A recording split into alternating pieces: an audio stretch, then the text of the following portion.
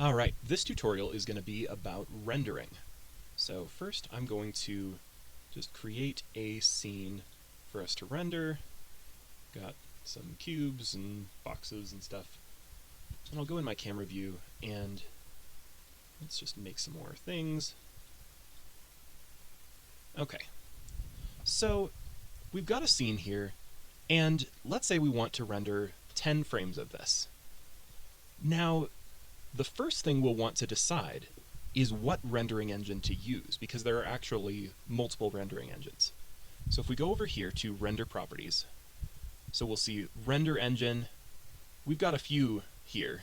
So the main ones we're going to be using are EEVEE and Cycles. And the difference is that EEVEE is designed for speed, and Cycles is designed for realism. So if I wanted to make this look really realistic, I would go to Cycles. And then when I render it out, that looks like that could be real. There's a little bit of grain that I can get rid of by increasing the number of samples, but it's designed to look very realistic. Now if I go to EEVEE, see how now the shadows are a little bit more featureless. There isn't light bouncing around like it would be in real life. But when we notice how when we switch to Cycles, it takes a few seconds to render, even in just a simple scene like this. Whereas in EEVEE, it's almost instant. So that's the trade-off that you're getting. So Cycles is more realistic, EEVEE is faster. So let's go ahead and make a little animation that we can render here. So I'm just going to set some keyframes on this little guy here.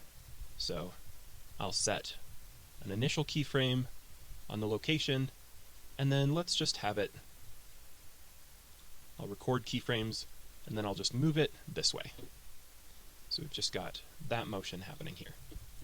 So let's say that I want to use Cycles, and I'll turn down the sample so that it goes fast. I want to render from frame 1 to frame 20.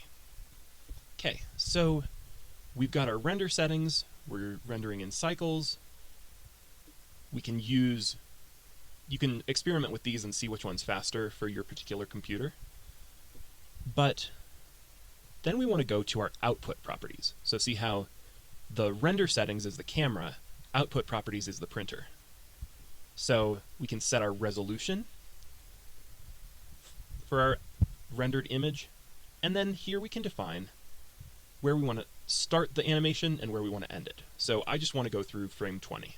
So I'll just type in a 20 here and see how my timeline, it brought over the end marker to match that. So then we can set a folder. So I'll tell it to render to my videos folder. And down here for the file format, we have a decision to make here. We can either render it out as a sequence of still images that we can put together afterwards, or we can render it out as a finished video. Now for something short like this that's just 20 frames, I'm going to go ahead and render it as a video, but if it's long enough that you might be worried about the computer crashing partway through or something bad happening that would make it stop rendering, then you can render it as images, and then if it crashes or something, you can just pick back up where it left off. So I'm going to tell it to render as a video to my videos folder, and there we go. All of our settings are set up, and I'm going to go up here, tell it to render the animation, and here it goes. And since it's Cycles, we'll have to wait a couple of minutes for it to finish.